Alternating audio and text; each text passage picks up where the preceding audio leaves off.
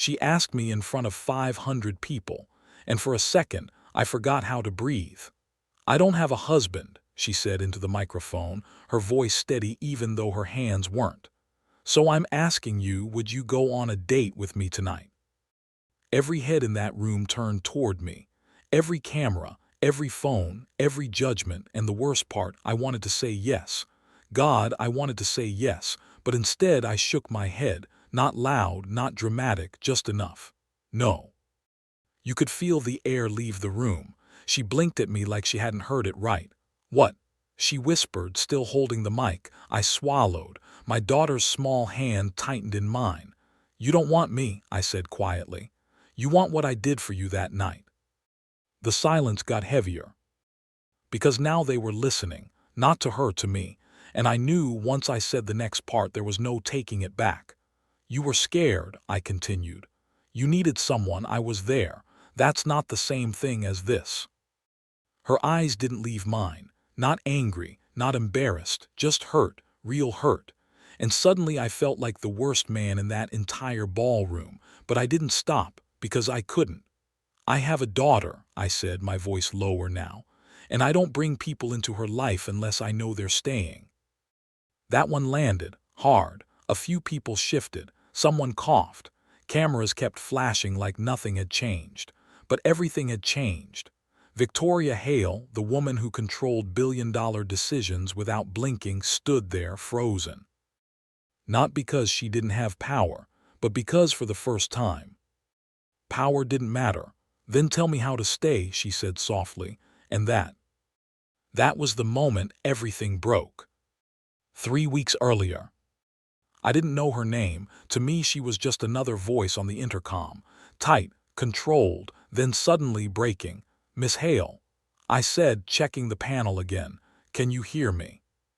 Nothing, just breathing, fast, sharp. Wrong. I've heard that kind of breathing before. Panic doesn't sound loud at first. It sounds quiet, like someone trying not to fall apart. "Okay," I said, keeping my tone steady. "You don't need to talk, just listen to me." I leaned my forehead against the cool metal panel. "Breathe in, 4 seconds, I'll count with you." No response, didn't matter. I counted anyway. 1, 2, 3, 4, hold 2, 3, 4, now out. At first nothing matched. Her breathing was all over the place, but I didn't stop, didn't rush, didn't panic, because if I panicked, she would too. "You're safe," I told her. "The system locked the elevator in place, it can't fall." That part matters. People don't need comfort, they need truth they can hold on to. A few seconds passed, then her breathing shifted, still shaky, but slower. "There you go," I said quietly. "That's it." I stayed with her like that, counting, repeating, keeping the world small enough to survive. At some point she finally spoke. Her voice cracked. "I can't do this." "Yeah, you can," I said. "You already are." Silence again, then a weak laugh. "I don't even know you." "Daniel," I said. "Head of maintenance. Not very impressive, but I'm good at not letting people fall out of elevators." That got another small sound out of her. "Better. You always this calm?" she asked. "No," I said honestly, "just when it matters." And that's when something changed. You could feel it. The moment she stopped fighting the panic and started trusting the voice. We talked. Not about anything important, that's the trick. You don't go deep when someone's drowning. You give them something simple to hold. "What did you have for breakfast?" I asked. "Coffee." "Only coffee?" "Yes." That explains everything. A pause, then. "You're judging me while I'm trapped in an elevator." "Just a little." And there it was, a tiny shift from fear to normal. Minutes passed, then more. I didn't leave the panel once, didn't check my phone, didn't step away, because I told her I'd stay, and that matters too. When you say you'll stay, you stay. Eventually the power came back, lights flickered, system reset. "Okay," I told her. "Doors are opening in 10 seconds, I'll be right outside." There was a pause, a long one. "Daniel." "Yeah."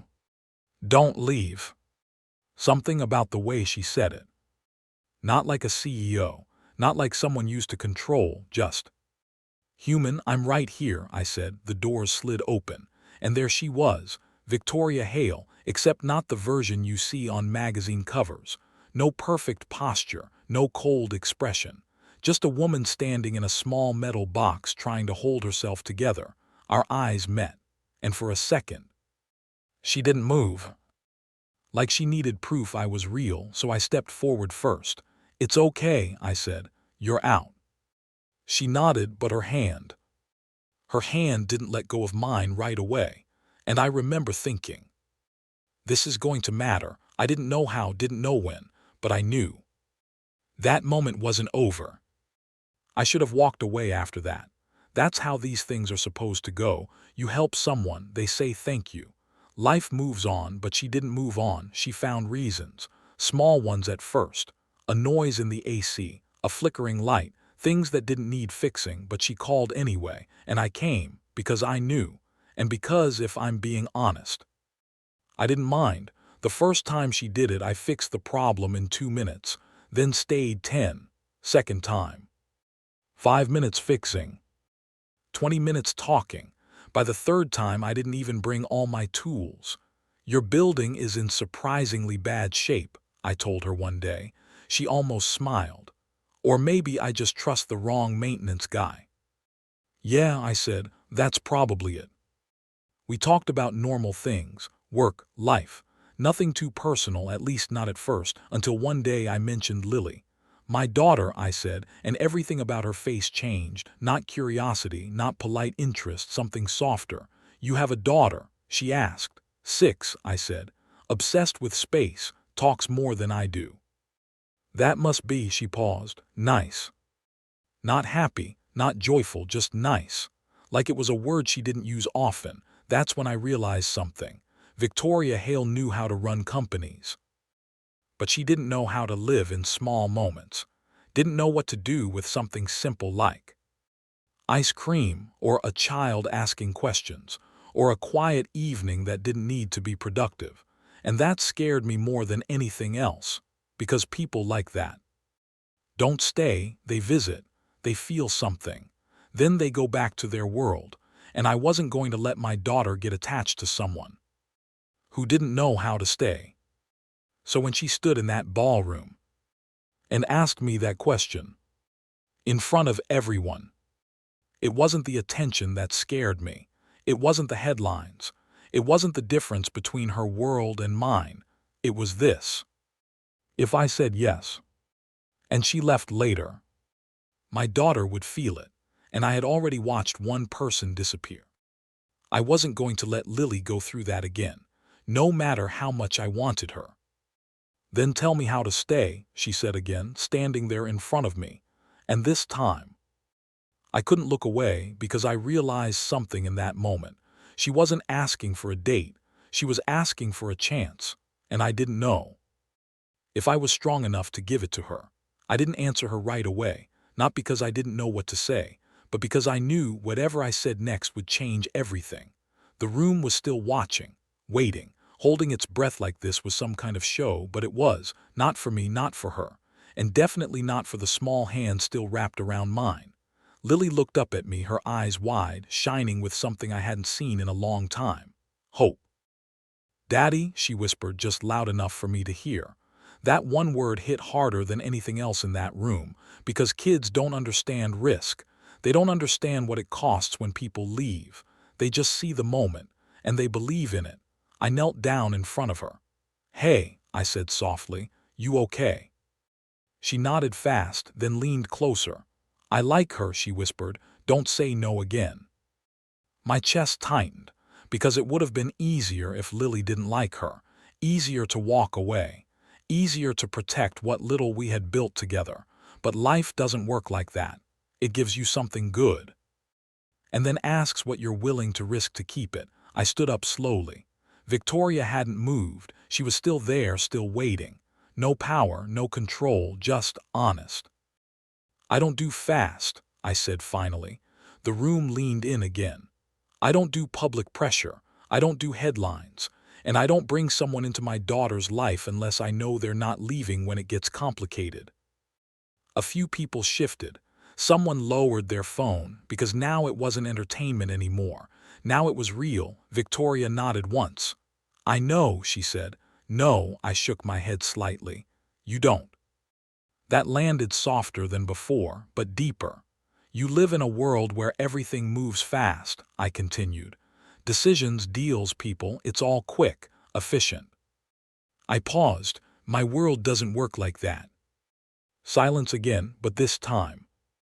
It wasn't uncomfortable, it was honest. So what does your world need? She asked, and that question.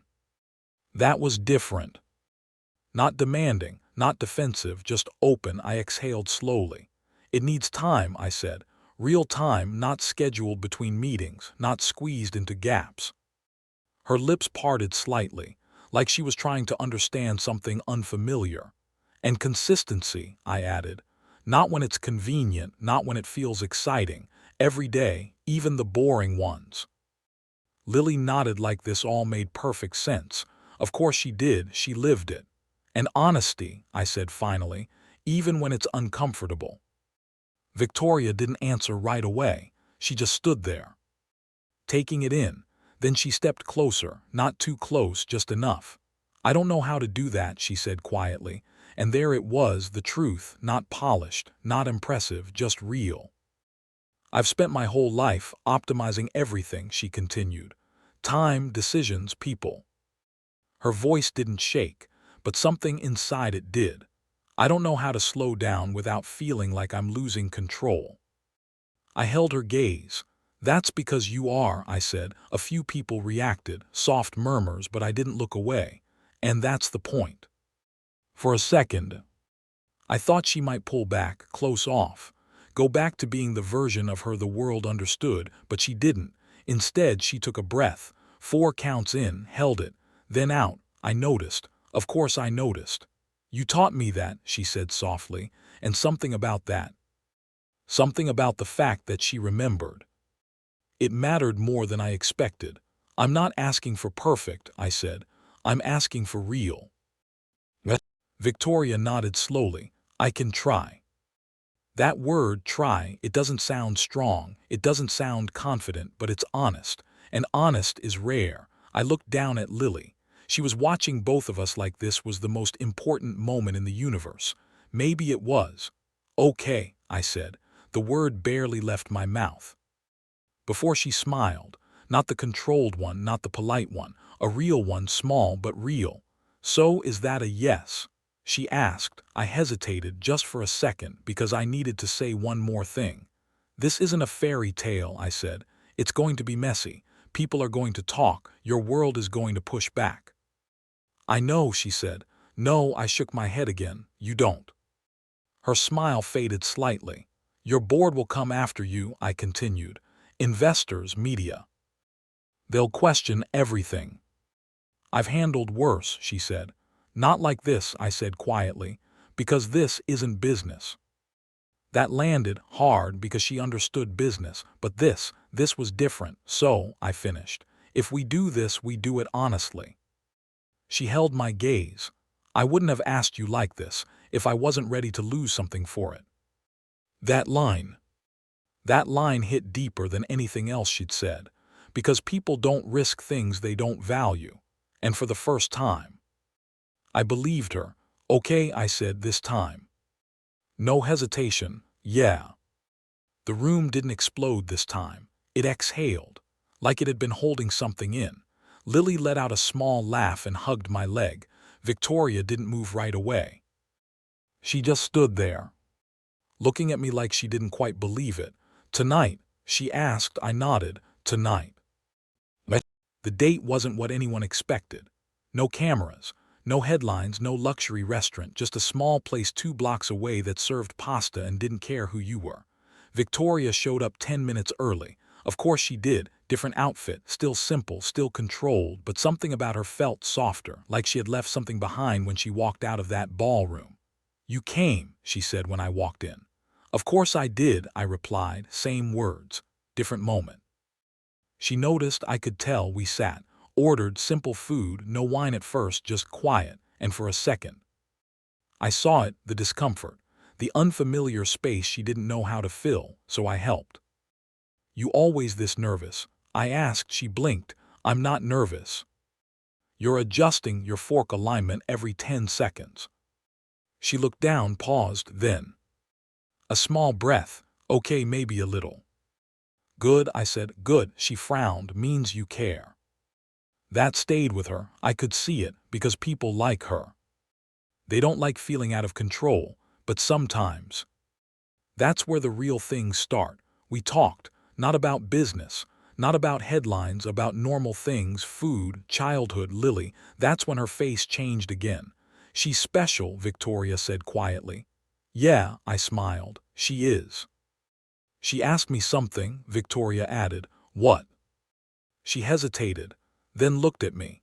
"She asked why you still talk to her mom when she's not there anymore." What? I froze for a second, because Lily doesn't usually tell people that. "What did you say?" I asked. "I said, maybe some people don't stop loving just because someone is gone." I held her gaze. "And what did you think?" I asked. Victoria looked down at her hands, then back at me. "I think that kind of love is rare." "It is," I said. Silence settled between us, but it wasn't empty, it was full. Of things we hadn't said yet, things we weren't ready to say, and maybe that was okay, because for the first time, neither of us was rushing it. But outside that small restaurant, the world hadn't slowed down, it had gotten louder, and sooner or later, it was going to crash into us. The only question was, what would break first, her world or mine? The first crack didn't come from the outside. It came from her phone. She looked at it once, then again.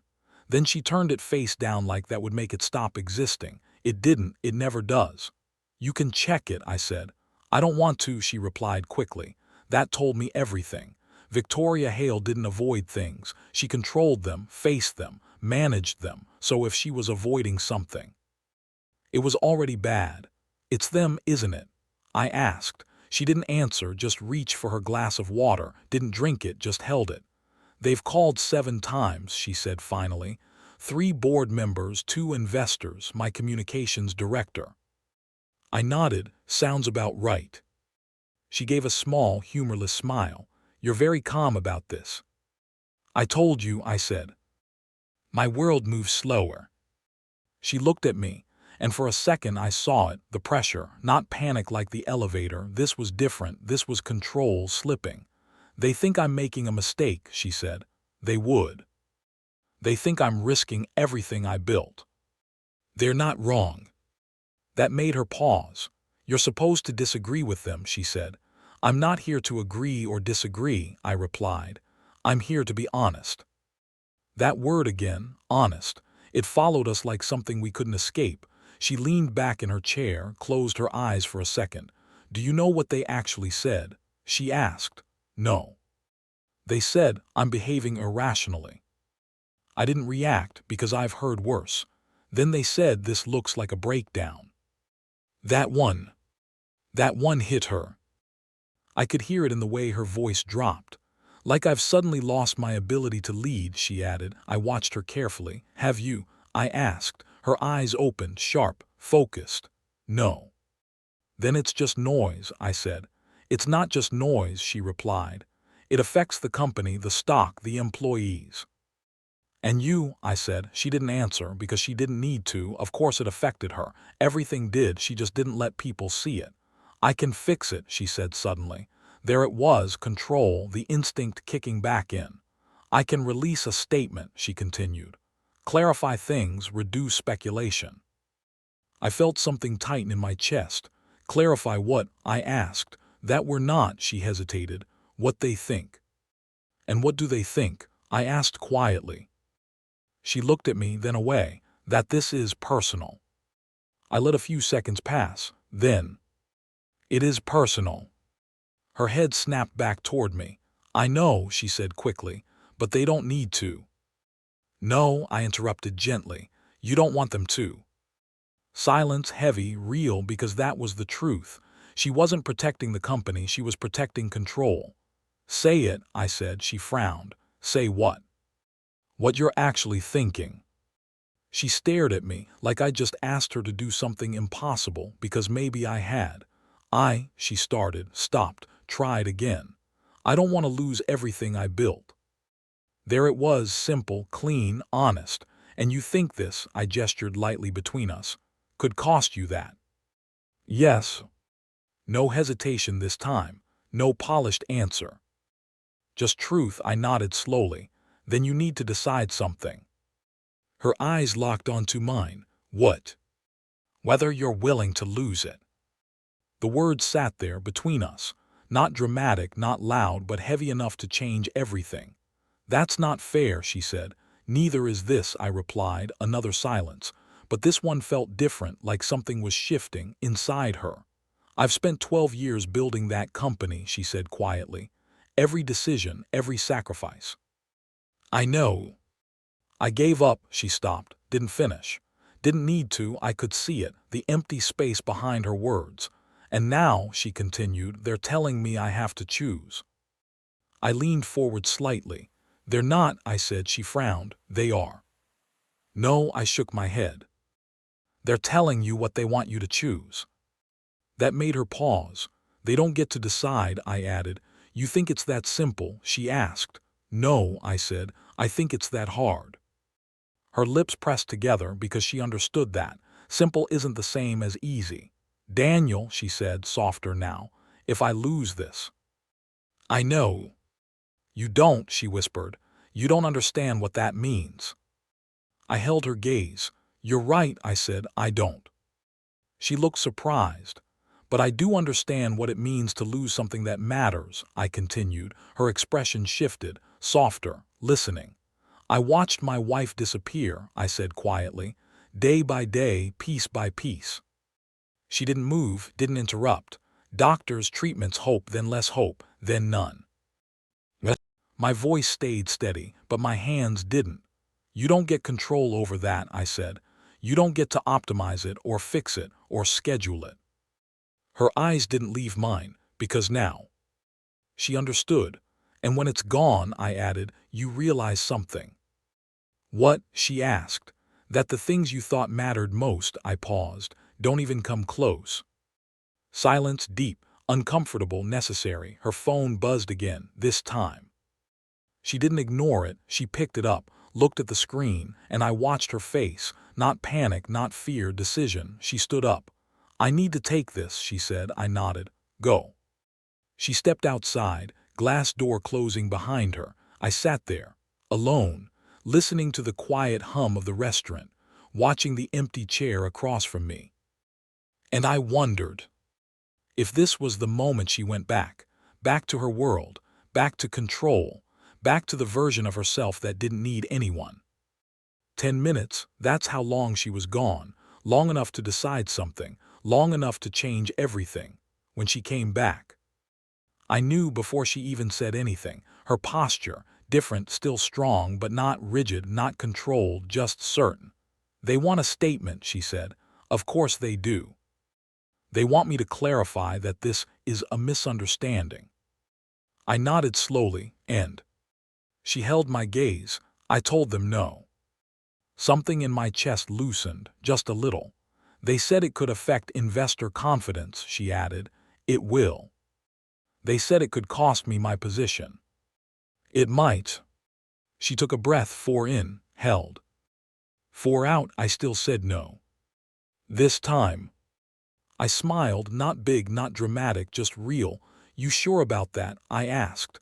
No, she admitted, honest again. But I'm sure about this, she added, gesturing between us. And that mattered more than certainty, because certainty is easy, commitment is. She sat back down, the tension still there, but different now, chosen, not forced. So, I said lightly, does this mean I'm officially a bad influence? She almost smiled. Yes. Good. She shook her head slightly. You're impossible. I've been called worse. I'm sure you have. Silence settled again, but this time. It felt warmer, like something had shifted, not finished, not safe, but real, and real is enough for now. Later that night. After I walked her to her car. After she drove away. After Lily fell asleep on the couch, with a book about Saturn still open in her hands. I sat alone in the quiet, thinking about everything, about nothing, about how fast things had changed, and how fragile it all still was, because one decision doesn't fix everything. It just starts something, and starts are dangerous because they come with endings. I looked at Lily curled up, peaceful, trusting, and I felt it again. That fear, the same one from before, the one that doesn't go away just because you want something. What if she couldn't keep this up? What if her world pulled her back? What if my daughter got attached? And then lost her too? I leaned back, closed my eyes. And for the first time that night, I didn't feel calm. I felt uncertain, and that's when it hit me. This wasn't just about whether she could stay, it was about whether I could survive it. If she didn't. The next morning, everything got worse. The next morning, everything got worse, not slowly, not quietly, all at once. By the time I woke up, my phone had already buzzed itself into silence. Missed calls, messages, unknown numbers, and one name I recognized, Victoria. 5 missed calls. I sat up immediately. Something wasn't right. She wasn't the type to call more than once. I called back. It rang once. Twice. Then. Daniel. Her voice controlled, too controlled. What happened? I asked. A pause, just a second. They called an emergency board meeting, she said. 7 a.m.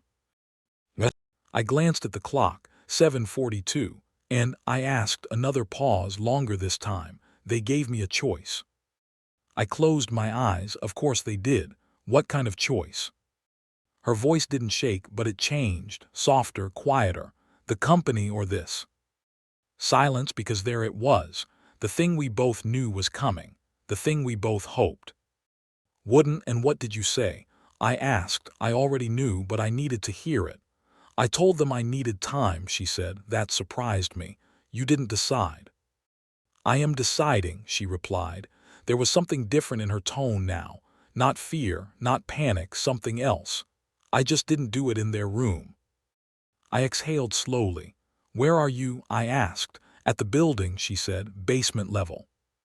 I froze. The mechanical room. I asked. Yes. Of course she was. Of all the places she could go, she chose that one. I'm coming, I said. When I got there, she was sitting on a metal chair. No suit jacket, hair slightly loose, phone in her hand, not moving, just sitting, the hum of the building around her, the same place where everything started. She looked up when I walked in, and for the first time, I didn't see the CEO. I saw her, just her. They think I'm replaceable, she said quietly. I stepped closer. They're wrong. No, she shook her head. They're not. That caught me off guard. They built contingency plans years ago, she continued. Backup leadership, transition protocols. Her lips pressed together slightly. I made sure of it. That made sense. Of course she did. She planned for everything except this. So the company will survive, I said. Yes. And you? I asked. That's when she looked at me, really looked. I don't know, she said, and that was the most honest thing she had ever said. I pulled a chair across from her, sat down, not too close, not too far. What scares you more? I asked. She didn't answer right away, didn't rush, just thought. Losing control, she said first, expected, or losing something real.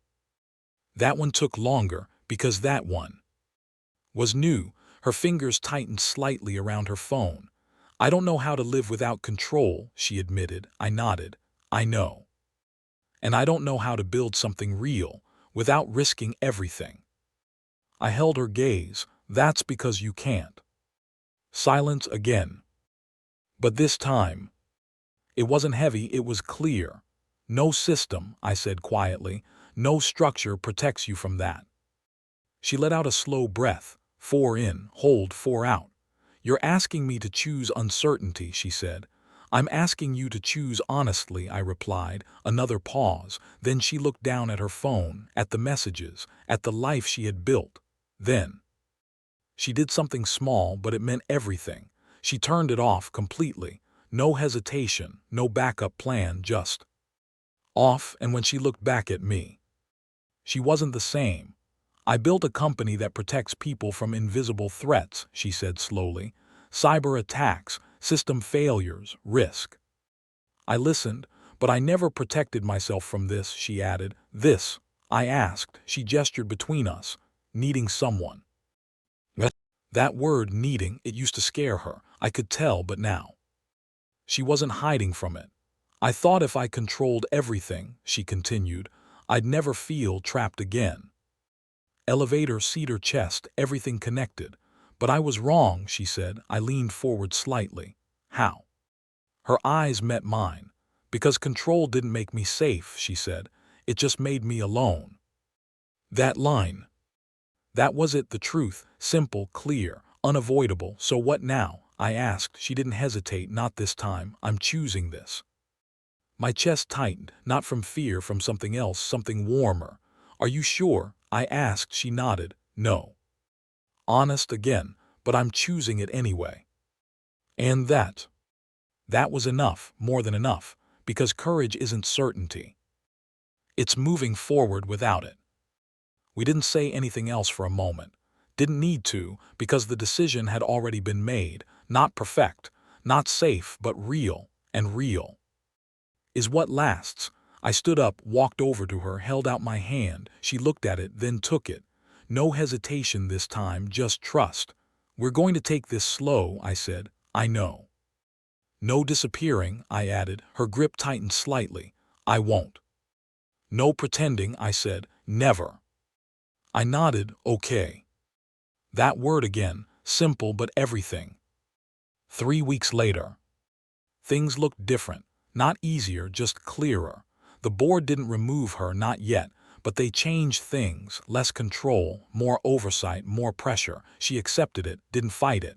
Not because she could, but because she chose not to. That mattered more than winning. She started leaving work earlier, not every day, but more often. She learned how to sit in silence, how to not check her phone every 5 minutes, how to exist without optimizing the moment. It wasn't smooth. She struggled a lot, but she didn't leave, and that mattered more than anything. Lily noticed first. Of course she did. Kids always do. She came back, Lily said one afternoon. We were sitting in the park, Victoria beside me, watching Lily explain Saturn to a kid who didn't care at all. What do you mean? I asked. Lily shrugged. Some people don't come back, she said simply. Victoria went very still because she understood exactly what that meant. Lily looked at her, serious. But you did. Victoria's voice was quiet when she answered. I will. Not dramatic, not loud, just certain enough. That night, after Lily fell asleep, we sat on the steps outside. No noise, no pressure, just the quiet city breathing around us. You know, she said softly, this is the first time I've ever not known what's next. I smiled slightly. Welcome to normal. She leaned back a little. Do you ever get used to it? I thought about that, about life, about loss, about everything. No, I said, you just learn what's worth the risk. She turned her head toward me. And this? She asked. I didn't answer right away, because some things deserve a pause, deserve weight. Then I said it, simple, clear, this is.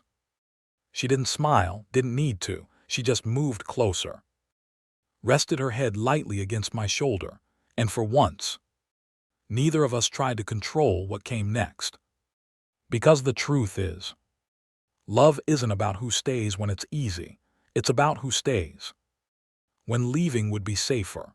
And she stayed, not because it was perfect, not because it was guaranteed, but because for the first time in her life, she chose something she couldn't control, and that changed everything.